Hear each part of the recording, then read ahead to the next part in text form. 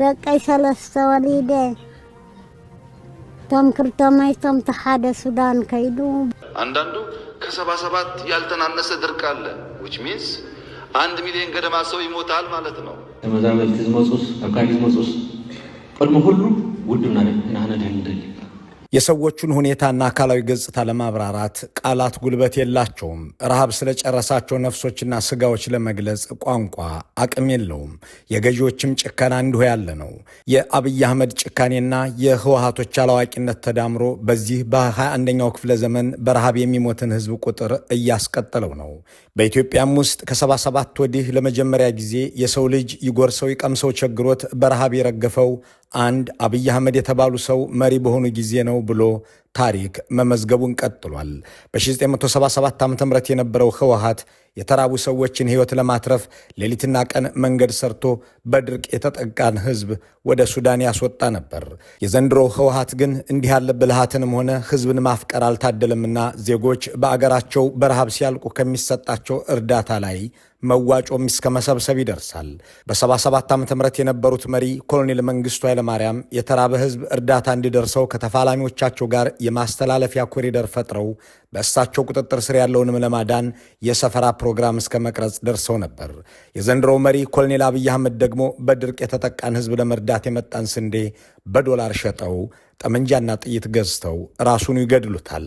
እነዚህ ተራ ፍረጃዎች ወይም አሉባልታዎች አይደሉም። ራሳቸው የተናገሩት ሚዲያዎች የዘገቡት ነው። ሰሞኑን በትግራይ ክልል ህጻጽ በተባለው የተፈናቃይ ካምፕ እየሞተ ያለው ህዝብ አብይ አህመድን የሚያስደስትና የሚያዝናና ለመሆኑም መጠራጠር አይቻልም። ህወሓት ደግሞ ከሚራቡና ከሚሞቱ ሰዎች ፖለቲካ ለመፈለግ የሚጣጣር መሆኑን በግላጭ አሳይቷል። ገና ከጅምሩ ነገር ያልሰመረለት ስምረትም የኦህዴድ ወኪልነቱን ለማስቀጠል ከአዲስ አበባ መግለጫ ሲያወጣ ይህንኑ እያደረገ ነው። በዚህ ሁሉ መሃል ለትግራይ ህዝብ ሞት የሚያዝንና በእኔ የመሪነት ዘመን ሰዎች በረሃብ ሞቱ ሲባል እኮ የሚያሳፍር ታሪክ ነው ብሎ የሚደነግጥ ገዢ የለምና እንደ ተራ ነገር ይታለፋል።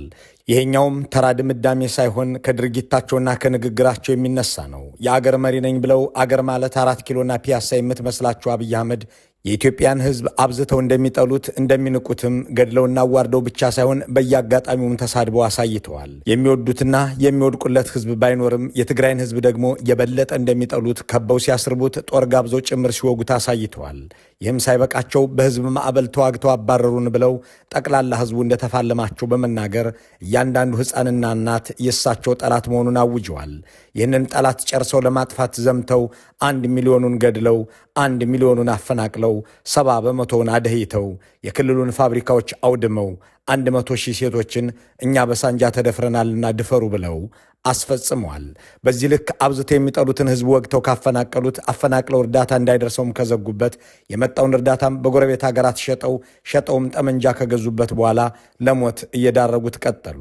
ይህንን ያለው ይህ በምስሉ ላይ የሚታየው የሮይተርስ ምርመራ ዘገባ ነው። የትግራይን ህዝብ እንደ ቅርሱና ውርሱ የሚመለከተው የዘንድሮው የህወሓት አመራር ደግሞ በሱ የመደራደርና የመፈጸም አቅም ማነስ ምክንያት 5 ዓመትና ከዚያ በላይ በተፈናቃይ ካምፕ ውስጥ እንዲቀመጥ ያደረገውን ህዝብ ውድብን ሳልይዝ ወደ መጣሁበት አልመለስም አለኝ እያለ እስከ ሞት ያደርሰዋል። ተፈናቃዮችም ሌሎችም ከሁሉም በፊት ህወሓትን ነው ማዳን የምንፈልገው ነው የሚሉን። ወደ ቤታችን ለመመለስ ህወሓትን ሳንይዝ አይሆንም ይላሉ። በጣም ዝገርም እዩ። ኣብ ኩሎም መድረኻት በጣም የሚገርም ነው። በሁሉም መድረኮች የተፈናቀለው ህዝባችን ብቻውን ይሁን በአካባቢው ካለው ህዝብ ጋር እንደ ህወሓት ስናወያይ ተፈናቃይ ስላለበት ችግር መከራ እየኖረው ስላለ አስከፊ ህይወት ይናገራል። ሆኖም ግን መጀመሪያ ህወሓት ትኑርልኝ ነው የሚለው። ወደ ቦታችን ለመመለስ ህወሓት ትኑርልን ብለው ነው ሁሉ ጊዜ የሚነግሩን። ይሄ በህዝቡና በህወሓት መካከል ያለውን ትስስር የሚያሳይ ነው። ነብሮ ዘሎ ሕሱም ናብራ ይዛረብ ይግን ለቀድሙ ድባይ ታልወለይ ለአንድ አመራር የህዝብ ልቄትና ረሃብ ብቻውን በራስ ፈቃድ ኃላፊነት ለመልቀቅ በቂ ነበር። የህወሓት አመራር ግን የትግራይን ህዝብ ለደመኛና ደንበኛ ጠላቱ ለአብይ አህመድ የሞተ አዋጅ ዳርጎትም ያላንተ ወደ ቤት ያልመለስም አለኝ እያለ ያፌዛል። ይህ ሳይበቃው ከተፈናቃይ ካምፕ ሄዶ ተመጽቶም ከሚኖረው ህዝብ እጅ የሰው እጅ አይቶ ከሚኖር ምንዱባን መዋጮ ይሰበስባል።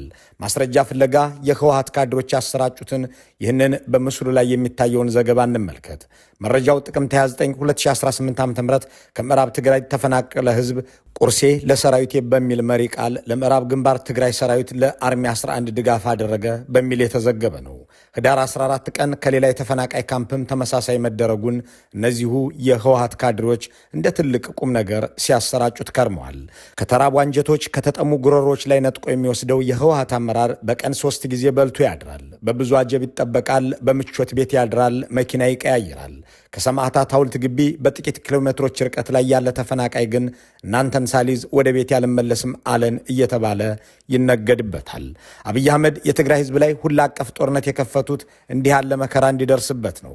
እሳቸውም የመንግስት ሰራተኛውን ደሞዝ ከልክለው የጽዳትም የመዝገብ ቤትም ሰራተኛም አትክልተኛም ዘበኛም በልቶ እንዳያድር የሚያደርጉ ሸቀጥ ወደ ክልሉ እንዳይገባ ኬላ የሚያቆሙ ቱሪስት እንዳይሄድ ከኤርፖርት የሚመልሱ የዚህ ህዝብ ሁነኛ ጠላት ናቸውና አሁን በረሃብ ሲሞት ደስ ሊላቸው ግድ ነው።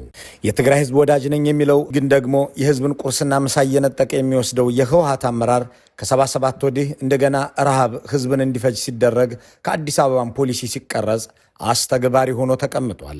በ1977 ዓ.ም የነበረው የህወሓት አመራር ግን እንዲህ ያለ አልነበረም። እምባ ባረገዙ አይኖቹ የምታገልላቸው ሰዎች እየሞቱ ነው ብሎ የልቡን መሰበር የሚናገር ደግሞም አልቅሶ ብቻ ሳይሆን የሚበላ ወዳለበት ቦታ ለማስወጣት በጨረቃ መንገድ ቀይሶ የሚያድር አርቆ ማስተዋልን የታደለ አመራር ነበር። This is the saddest time in my life. I have seen many desperate times, but none of them is as desperate as this one. የምንዋጋበት ምክንያት የለም። ምክንያቱም የምንዋጋላቸው ህዝቦች በረሃብ እያለቁ ነውና። ይህ በህይወቴ ውስጥ አሳዛኝ ጊዜ ነው። Because the people that I am fighting for are dying because of lack of food. They are hardworking. But because of lack of እኔም የምዋጋላቸው ህዝቦች እኮ በረሃብ እያለቁ ነው። እነኚህ ህዝቦች ጠንካሮች ናቸው። ድጋፍ ማጣትና የዘመናዊ የግብርና ዘዴ ተጠቃሚ አለመሆን የረሃብ ሰለባ አድርጓቸዋል። support because of lack of scientific agricultural practices. የ77 ዓመተ ምህረቱ ህወሓት በዚህ መልኩ በተከፋ እንደበት ተናግሮ የሚቆም አልነበረም። ሻቢያ ከድርቅና ተፈጥሮ ጋር ተባብሮ የትግራይ ህዝብ በረሃብ ያልቃል እንጂ ከህወሓት ነፃ ግዛት ወጥቶ ወደ ሱዳን አይሄድም ብሎ መንገድ ሲዘጋ ሌሊት መንገድ ሰርቶ ከአገርም አስወጥቶ የብዙዎችን ነፍስ አድኗል። ክፉ ቀን አልፎም ሰው ወደ ቀየው ተመልሷል። እንዲህ ያለውን የአመራር ችሎታ ያልታደለው የዘንድሮ ህወሓት በአንድ በኩል ሻቢያን የሚያስንቅ ጭካኔን መተግበር የሚችሉበት አብይ አህመድና ብልጽግናዎች በጋራ ሆነው ያንን የ77ቱን መቅሰፍት እየደገሙት ነው። ጠቅላይ ሚኒስትሩ ሰውን በረሃብ እንዳልቅ የሚያደርግ ፖሊሲ የተገበሩትና ከዚያ ከ77 ወዲህ የሰው ልጅ በኢትዮጵያ ውስጥ በምግብ ችግር እንዲሞት ያደረጉት በትግራይ ብቻ ግን አይደለም። በባሌም በጎንደርም በወሎም በዋግ ኽምራም በጌዶም ነው። የጌዶ ተፈናቃዮች በረሃብ ሞቱ የሚል ጥያቄ የተነሳላቸው አብይ አህመድ ቢራቡ ኖሮማ ፌስቡክ ላይ ይለጥፉ ነበር በማለት ነበር በሟቾች ላይ የተሳለቁት። ረሃብ ነበር፣ ረሃብ ተደበቀ፣ በርካታ ሰዎች እንደዚህ ሆኑ የሚል ጉዳይ ተነስቷል። ረሃብ በሚመለከት የመጀመሪያው ሐሳብ አሁን ባለንበት ዘመን እንኳን በርከት ያለ ሰው ተርቦ ቀርቶ የእናንተ የበላችሁትን ምሳስ መደበቅ ይቻላል ወይ የሚለውን ለእናንተ መተው። ያልተሰራው የዛሬ 10 ዓመት ኢንሳ ያለ የነበረው በሚባልበት ዘመን ዛሬ ሰው ተርቦ መደበቅ የሚቻል አይመስለኝም። ምክንያቱም ተራበ የሚባለውም ሰው ቢሆን ከ10 ቢያንስ አንዱ ሰው ሞባይል አለው፣ በፌስቡክ ራሱ መዘገብ ይችላል። ከ40 ዓመታት በኋላ ለመጀመሪያ ጊዜ ሰው በረሃብ እንዲረግፍ ያደረጉ ለእርዳታ የመጣን እህል ሸጠው ጠመንጃ የሚገዙ የራሳቸውን ህዝብ ላድን ብለው እርዳታ ይዘው ለሚመጡ ሰዎች ደግሞ የኔን ስንዴ ካልገዛችሁ ምግብ ለተራባ አታቀርቡም የሚሉ ጠቅላይ ሚኒስትር በእንግሊዝ ፓርላማ ይሄው ወንጀላቸው መነጋገሪያ ሆኖ ነበር። የ1977ቱ ድርቅ 40ኛ ዓመት ሲሞላው የእንግሊዝ ምክር ቤት አብይንና መንግስቱ ኃይለማርያምን አነጻጽሯቸው ነበር።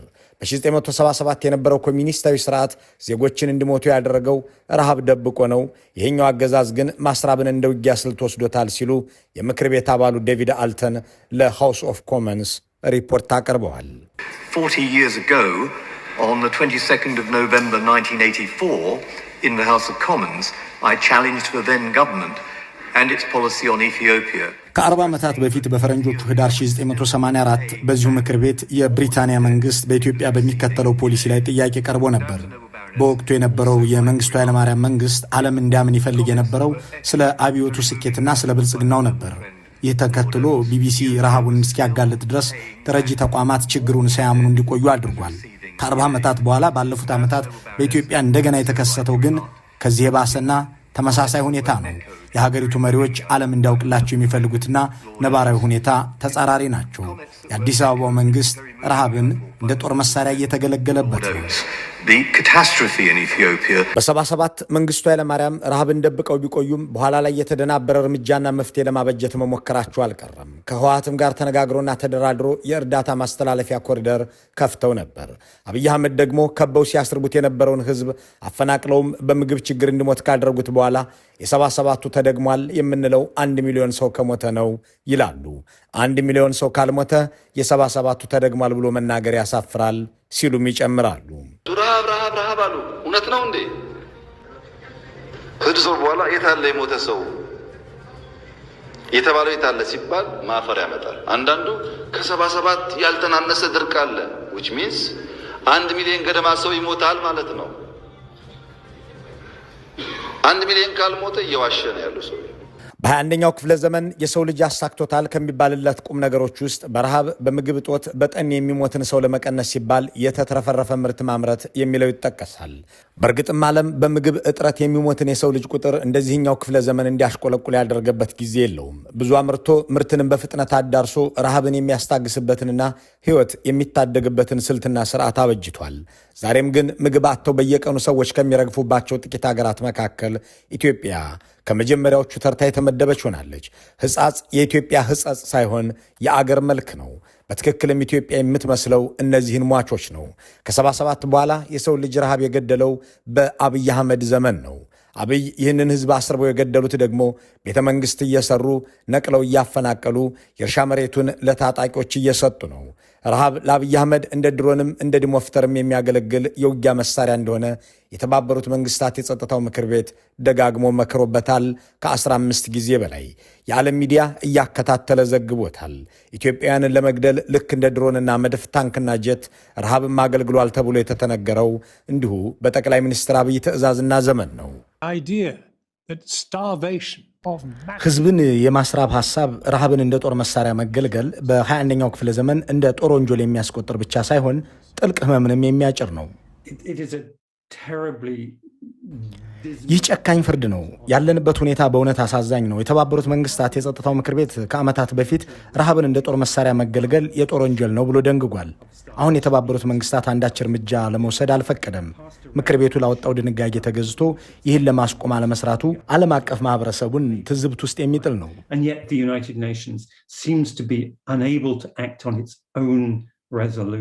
አገዛዙ ኢትዮጵያንን ለመግደል የትኛውንም አይነት መግደያ ተገልግሏል። ከባሌ እስከ ዋግ ኽምራ፣ ከሰሜን ጎንደር እስከ ማዕከላዊ ትግራይ ድረስ ዜጎችን እስከ ገደለለት ድረስ እጁ ላይ የገባለትን እሳት ሁሉ ተኩሷል።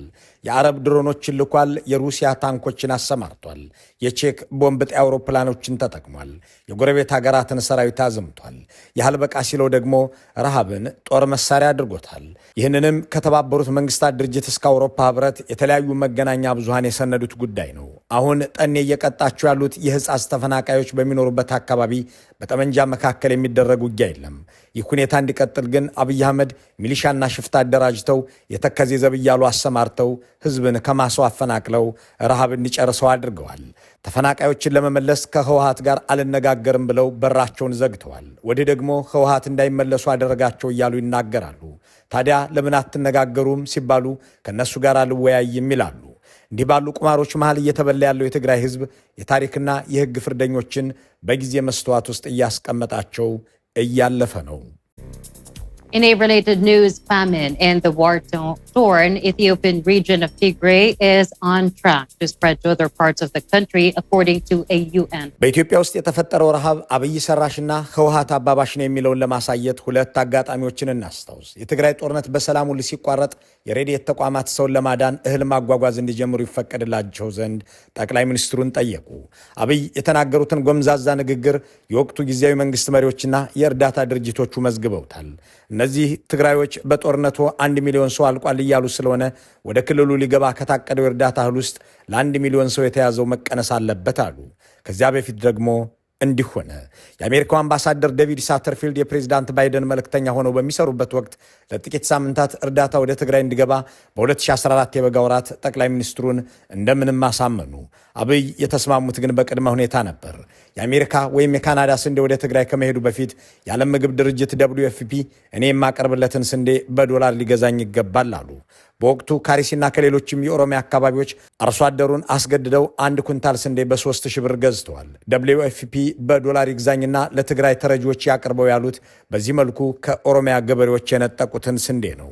አይኑ እያየ ህዝብ ሲያልቅ ማየት ያልወደደው ዓለምም በአብይ ጭካኔ እየተገረመ ዶላሩን ከፍሎ የብልጽግናን ስንዴ ገዛና ወደ ትግራይ ጫነ። በዚህ ወቅት ነበር ስንዴ ኤክስፖርት አደረግን የሚል ፕሮፓጋንዳ የመጣው። ካሪሲ ገዝተው ለትግራይ በውጭ ምንዛሬ የሸጡትን ስንዴ ወደ ውጭ የተላከ ብለው ቀጠፉ። ለWFP ስንዴ የሸጠው ባገኙት ዶላርም ጦር መሳሪያ ከአዘርባይጃንና ከተለያዩ አገራት በኮንትሮባንድ ገዝተው ያንኑ ህዝብ ገደሉበት።